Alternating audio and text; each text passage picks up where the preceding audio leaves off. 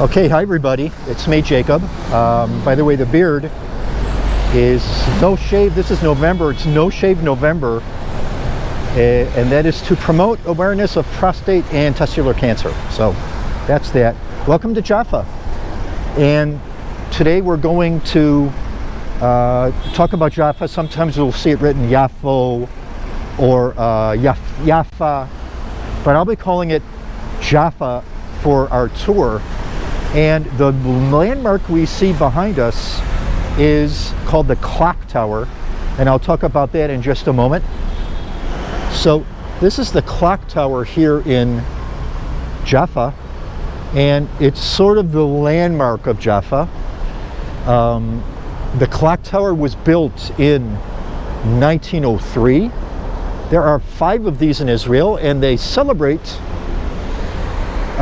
the 25th year of the reign of the last Turkish Sultan, a guy named Abdul Hamid II.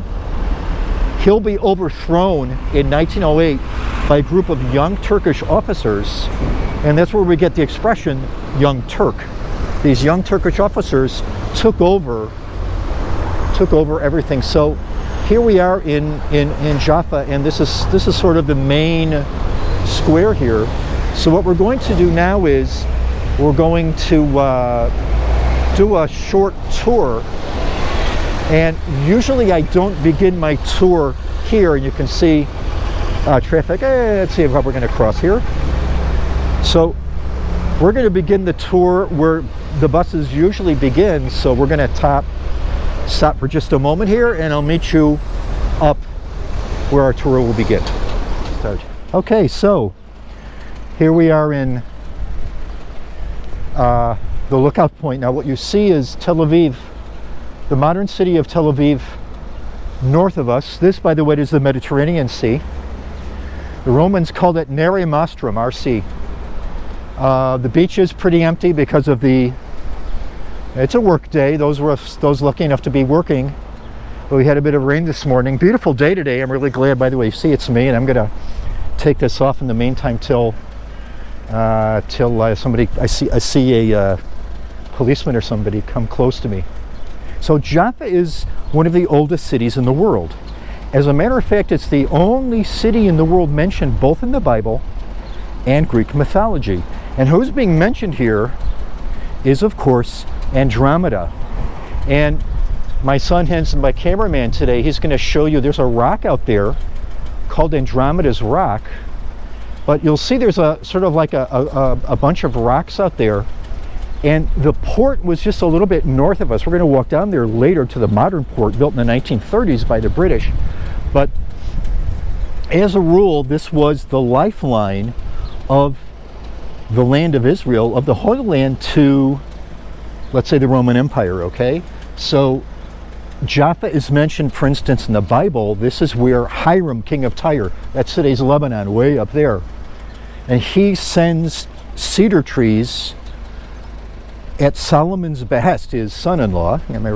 Solomon probably married one of his daughters, and the cedar trees were taken up through Jaffa up to Jerusalem to build Solomon's temple. Now, it's mentioned in the Bible also in the book of Jonah. I'll talk about Jonah a little bit later.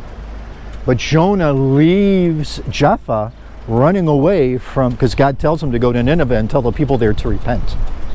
But Andromeda's Rock over there is important because the story takes place here in Jaffa. And there's a king called Cepheus, and Cepheus has a daughter called Andromeda, who is very beautiful. And his wife is called Cassiopeia. Now, Cassiopeia loves nothing more than to tell everybody how beautiful her daughter is. And she would walk up and down the beach just telling any passerby, I have the most beautiful daughter in the world. She's even more beautiful than the Naiads. Now, the Naiads were King Neptune's daughter, Poseidon, king of the sea. And he hears this, gets upset, and sicks a monster on the city to kill everybody. Well, as the monster is about to going back and forth and baring his teeth and making bad noises, the priests at the temple of Poseidon say that if a beautiful maiden is sacrificed to the monster, it will go away. And of course, Princess Andromeda, once she hears this, says, "It must be me, I must sacrifice myself for my people," and she has herself tied up to that rock over there. And as the monster is about to devour her, who should fly by but the Greek hero Perseus, and he sees her, unties the chains, and tries to kill the monster, and nothing works. The monster is imperious to his magic sword he has, but he's got a secret weapon, and the secret weapon is the head of Medusa, a really ugly piece of work, and so ugly that if you look at her, you turn to stone, petrified. So he shields his face with his this shiny shield he's got, pulls out this woman's head. He's just cut her head off the day before yesterday. The monster looks at it, turns into stone. He comes by, he has a horse with wings on it called Pegasus, and he smashes the stones. The monster breaks up into 1,000 stones, and if you don't believe me, they're the stones to prove my story. So that's the story of why Jaffa here is mentioned in Greek mythology. So we're going to take a break here, and we're going to walk. So as we walk to the church, and I better put this up in case somebody wants. I don't know if the church is open. I hope it is. But Jaffa is also mentioned in the New Testament, in the Christian Bible. And the reason Jaffa is mentioned is because somewhere here there was someone called Simon the Tanner. And Simon the Tanner is a follower of this new Jesus movement, and he is entertaining in his home Peter, the Apostle Peter. So we come up and we see this beautiful church, and it's also a monastery. This is Roman Catholic, and this is supposedly built over the home of Simon Peter. Now, you'll also see cannons here, and a little bit further up we're going to see a statue of Napoleon, and the church is closed, of course. We won't be able to go in the church. We'll take a gander at it. But now here's the thing. There are different denominations of, here's the church. There are different denominations of Christians here in the Holy Land. The three main ones are the Roman Catholics, called the Latin Church here in the land of Israel, the Armenians, and the Greek Orthodox. And each one of these churches has their own site of the home of Simon Peter, of Simon the Tanner. Which one it is, we'll never know. This church was, now, as we go closer to the church, you'll see that there is a symbol here, and I'm going to get nice and close to it. There we are. And the symbol there is a cross with four crosses in the corners. That's called the Jerusalem cross, and that is the symbol of the Franciscan order. And if you look above the cross, you'll see two arms there, the cloaked arm, the arm of Jesus, and the bare arm, the cloaked arm, the arm of St. Francis of Assisi, the bare arm, the arm of Jesus. And of course, St. Francis of Assisi was renowned because he had wounds. He had the stigmata. He had the wounds in his hands and feet, and the side wound on his body. So this, of course, is where we would take our bathroom break, right over there. But what we're going to do now is we're going to walk, like, we're doing a virtual tour. So this is exactly what I do when I give a tour here. And of course I say, everybody be careful crossing the street. And there's a bridge over the road there. We'll talk about that. So we're going to go up to the Wishing Bridge. And it's kind of a funny story to tell about the Wishing Bridge. And we've just come out of our second lockdown, maybe heading for our third one. Today is November 3rd, Election Day in America, but I'm not going to talk about that. We're walking up to this bridge, and the bridge, you can see it's quite modern. And the only reason it's there is possibly to get from one side of the road to another. I think it's kind of useless here. But what's funny about the bridge is it says, there's a sign here that says, an ancient legend holds that anyone boarding the bridge holds its zodiac sign and looks at the sea, their wish will come true. Now, the ancient legend is, I think, from 1977. So you come up here, but people, you know, it's a touristy thing. It's the type of thing. And you see here the signs of the zodiac. Aries and Taurus, you get the idea. But it's a nice little, it's a nice place for a picture. Again, just a beautiful, beautiful day. We see, it's so clear that in the distance we see two large chimneys. That's Caesarea.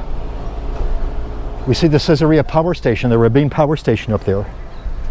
So this is called the Zodiac, the Wishing Bridge.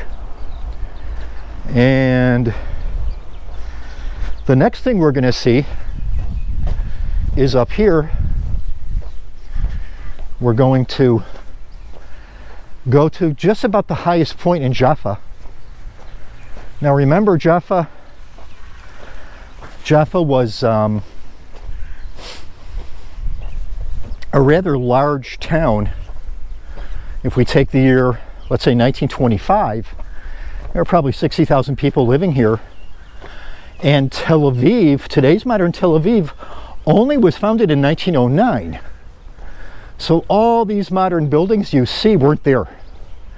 As a matter of fact, what you would have seen was, of course, the clock tower. If we're here, let's say in 1905, when the tower would have been finished, you wouldn't have seen anything out there.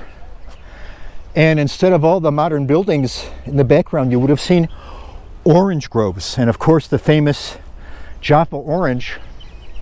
It's actually the type of orange it really is called a shamuti.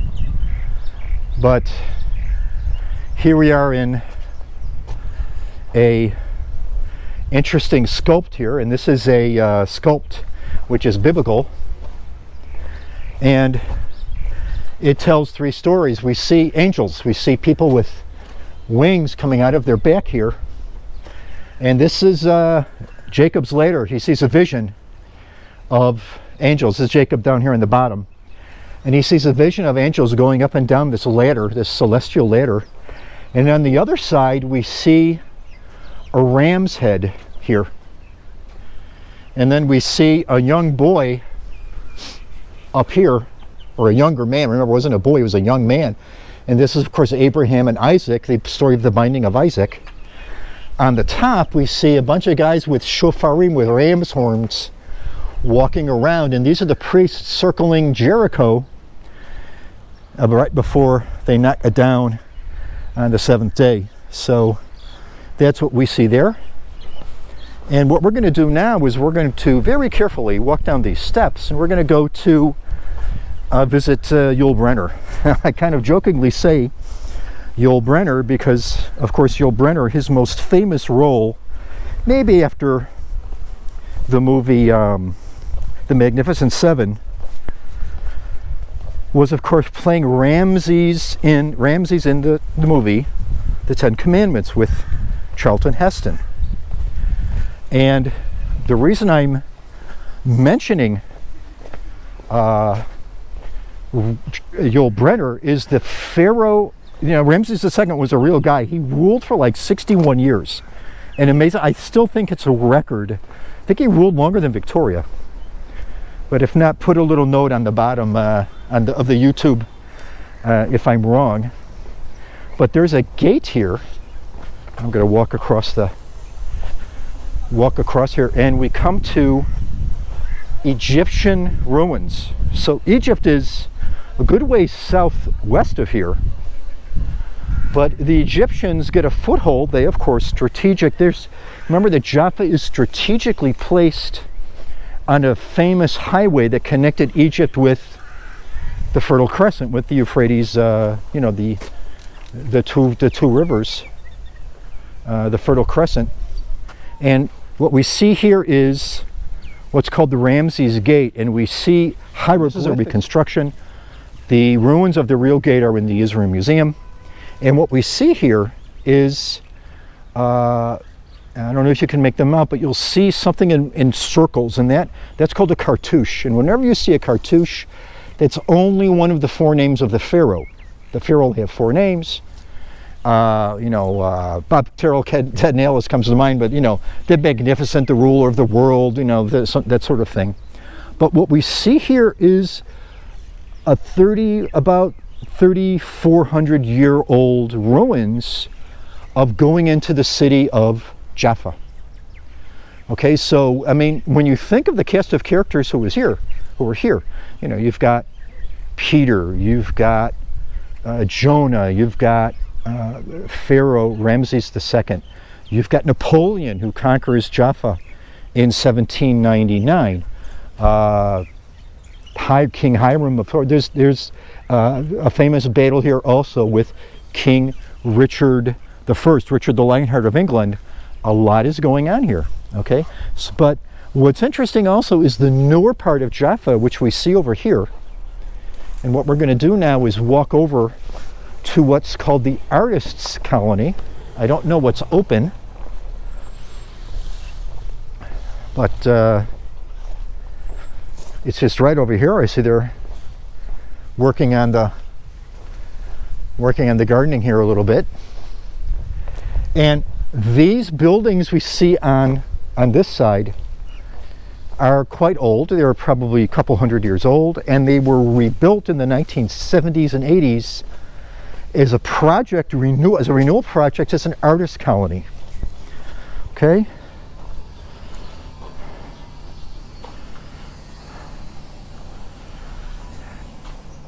Okay, so here I am in front of one of these old structures, and this is the home of a famous sculptor just passed away about a year ago named Frank Meisler, Holocaust survivor from, I believe, the Czech Republic. And everything now is, of course, closed down. Unfortunately, there's absolutely no tourism, and this place just makes its raison d'etre is from tourism. Its reason of being. So these homes we see, we're going to walk down the lanes.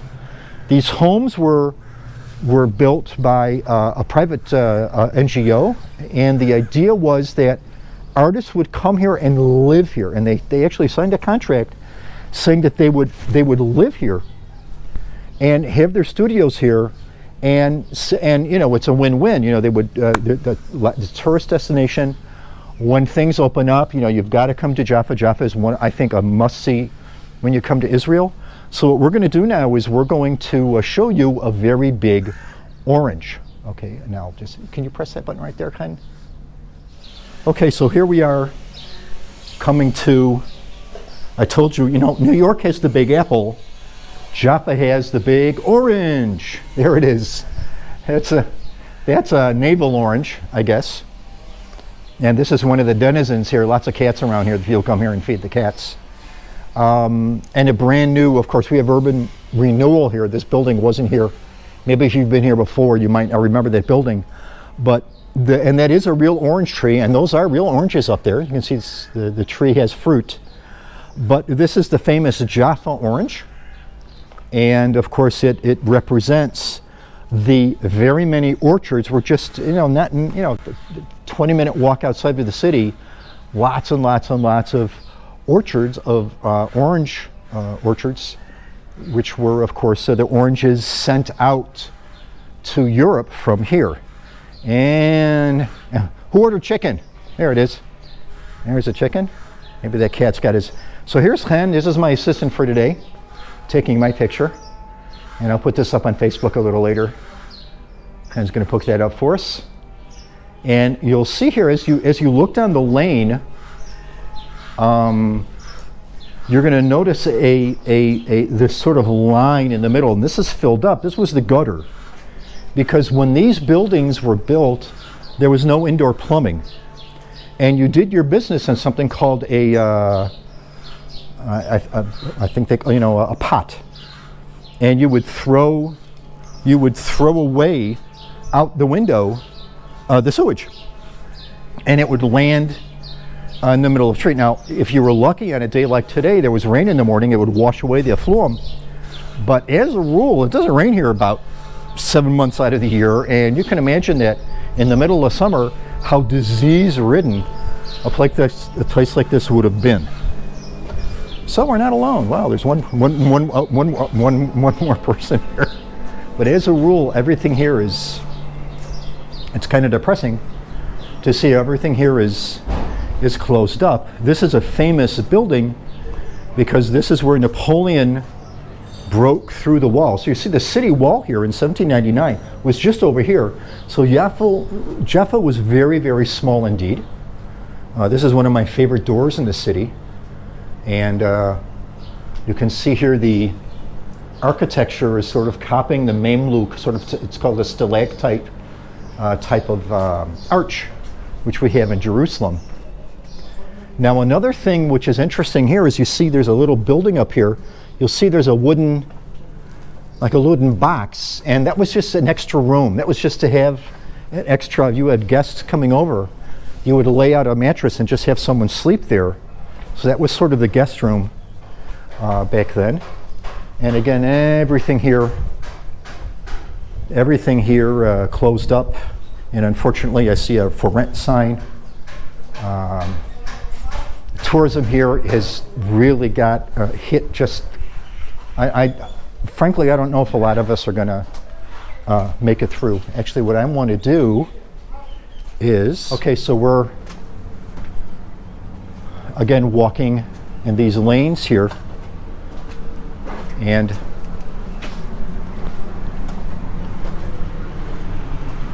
the streets here are named after signs of the zodiac.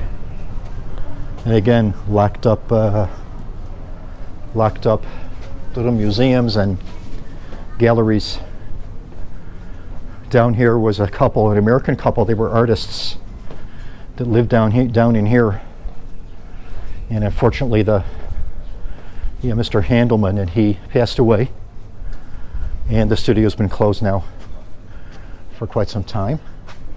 So you see here how beautiful and picturesque Jaffa is. And again, they're open. There you go. There's an open gallery. Good to see. There's nobody here, but they're open.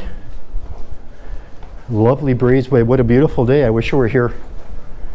I wish you were here touring with me as we go down. And you can see a small little theater here, sort of experimental theater. There's no theater now, of course, and we're again a very famous tourist shop for buying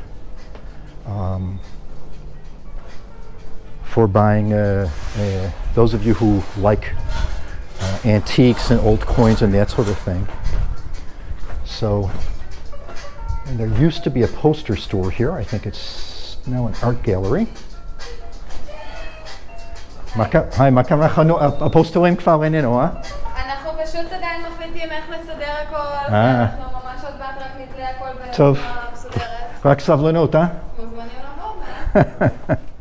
Now, one of the important sights to see here in Jaffa is this building right here. This is the Ilana Gur Museum. And by the way, a famous silversmith here called David Ben-Sion, Yemenite Jewish silversmith, really nice stuff, but of course he's all closed up, and museums are not open. So the Ilana Gur Museum here, Hen, why don't you hold this? So Hen's going to film me here. This is the Ilana Gur Museum, and Ilana Gur is probably one of the more famous Israeli artists. She has a studio in New York City. She's from a very famous family of doctors here in Israel. I think she's fourth generation Israeli. And all this building, and kind of, you can pan sort of that way and just look over there. This used to be, I think there is one, maybe just there is just a little synagogue inside that was started by Jews from Tunisia at the end of the 18th century, around 1799. But the building itself is her residence, her shop, and a museum. And if you like, I think the best way to describe it is eclectic art. If you like that sort of thing, this is the place to go. It is truly amazing. And the two little shops here, if you're interested in buying something unique in Israel, something that's made only here, not sold on the internet, this is the place to go. So we're going to just take a little break here. Okay, so we're walking down to kind of an interesting place, and you'll see it says the Zakarian family. Now when you see A-I-N at the end of a family name, you can go to the bank that's an Armenian family. So it says House of Simon the Tanner, but is it the House of Simon the Tanner? Guys, we don't know. My guess is, could be, hey, the House of Simon can be up there, it can be, who knows where it is. But this family holds the property for the Armenian church. So I remember I said there were 3 sites claiming to be the House of Simon the Tanner. So this is site number 2, which is, and you'll see the writing there, which says Zakarian family, written in Hebrew, English, and then Armenian. So the Armenian House of Simon the Tanner, and we are going to continue onward. So, Ed, you can. Okay. Just a minute. My very artistically inclined son will. So we see here a sign, which of course marks it's a Christian site, and we see in Greek iota, kappa, chi, I guess whatever C is, and Jesus Christ, Rex, O Basilicus Nazareth, and Nika. Nika in Greek is victory. Nike shoes, if you're wearing a pair of Nike shoes, means victory. Well, why have Nike victory on a door? Well, Jesus' victory over death, the death and resurrection. So this is a Greek Orthodox monastery called the Greek Orthodox Monastery of St. Michael, one of the archangels. But also it's the house of, you guessed it, Simon the Tanner. Now here's the thing. Why is being a tanner, why is this unusual? Because tanners were people, they made leather. They took a dead animal, went to the slaughterhouse, picked up the bloody hides, and treated them with all sorts of things to make them into leather. And one of the things they used was dog poo, dog feces. So you can imagine how sweet smelling the tanner's house would be, but that didn't matter for Peter. What mattered for him was Simon's faith. Okay? So the story goes that on the house of Simon the Tanner, Peter goes up to pray. And as a good Jew, remember at that time, followers of Jesus were still all Jews. And he goes up to pray the mid-afternoon prayer, what we call the Mincha. And he falls into a stupor and he has a vision. And in the vision, I believe it's written in Acts 8, a sheet comes down, an angel comes down, maybe Michael, and the angel Michael, and in the sheet are all type of different animals. And a voice says, Simon, slay and eat the animals. And Simon says, but Lord, and inside are snakes and hedgehogs and turtles and things that are not, we're called kosher, fit to eat. And Simon says, Lord, I've never eaten anything kosher. I haven't had a cheeseburger or anything like that. And no pork chops. And the voice says, slay and eat, for whatever God has made is now clean. Now this is important for the early Christian movement, because the Judaism move, to convert to Judaism, you would have to take on one of the obligations you took on was, of course, the kosher laws. And the people in the ancient world here loved shellfish and they loved pork, and that isn't kosher. So to make it easier for non-Jews, for Gentiles, non-Jews, to convert to Christianity, this barrier has just been broken down. So that's what happens here, maybe. Okay, so kind of you can cut, and we're going to... Okay, so here we are in the port, And these are very famous steps. And these steps actually were, there was a big wall here behind us. You can see part of what remains today. By the way, you see there's a Greek flag flying over there. That's the Greek Orthodox Church. And actually people lived in the wall. But this is the modern port. This port was built and when the British get here. Britain takes over this part of the world, then called Palestine, at the end of World War I. Let's say, for argument's sake, I believe they get here at the end of 1917, 1918. And this modern breakwater here, this, I believe it's called a quay or a mole. This is built, and today we have the port area. So people who have ordered takeaway here, someone having some nice shrimps. And remember, they could have it because Peter said you can eat seafood. And they've ordered from a restaurant just over here called the Old Man in the Sea. So we're going to just walk around here. The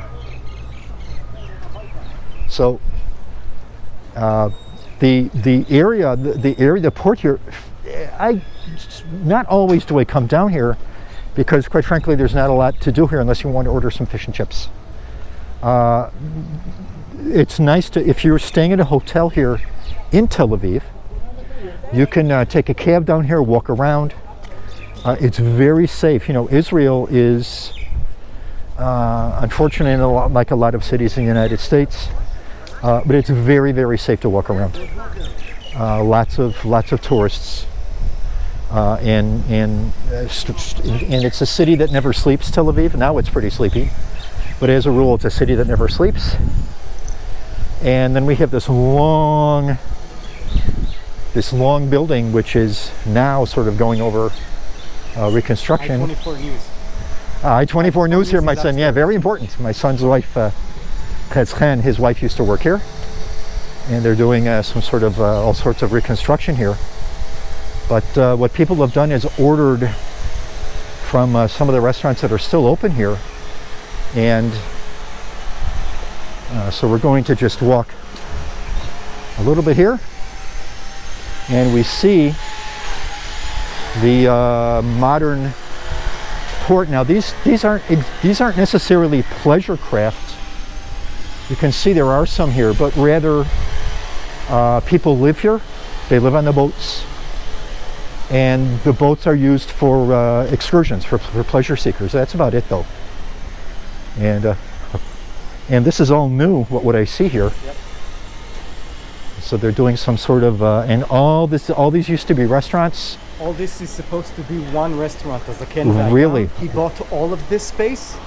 And wow. So we're getting some information from Chen now, but he can't open up yet because restaurants aren't open. And Legenda is ice cream. They might be open. And there's a big catamaran over there. But yeah, there we go. The Old Man in the Sea, closed for renovation, closed for COVID-19. So folks, we're just about at the end of our tour. We're going to end up, there's a little map on the floor here. Oh, everything's closed up, eh? So we're going to, where I end the tour, which is the old customs house, which is being torn down now, finally. Customs house, probably built by the Brits. That would be, but I guess they're the ones that build the port here. And over here is a map on the ground that shows how close everything is to Jaffa. So it's kind of hard to see on the camera here, but this is the coast where I am now. This is the North African coast, and I'm standing now in Alexandria, Egypt, and there was a road that went up through Gaza, Ashkelon, Ashdod, the port of Jaffa, Caesarea, Tyre, Beirut. We see the island of Cyprus, and then of course today's Turkey, Rhodes, and the very, very tip of Greece over there. So I'm Jacob Fursell. Thank you for being with me on this tour. And like I said, just a little look around here of Jaffa. You see the modern real estate there, which is a big deal now. This is the place to buy real estate now. So until my next film, everybody, enjoy and see you later. Bye-bye now. Okay, what we've got here, Chen, is we have the famous hummus of Abu Hassan. And we see here the hummus with tina. And of course, this is hummus is made from chickpeas. And you have to have it raw onion. And you have to use pita bread. You eat it with the pita bread. And this is hot sauce. This right here. And why don't you do the honors? And this stuff, if your car ever runs out of gas, or you should say your rocket ship runs out of gas, you can always use this. So, everybody, say bye, Chen. Bye. It's ready to eat. And so am I, and we're going to dig in. So, this is really goodbye from beautiful downtown Jaffa.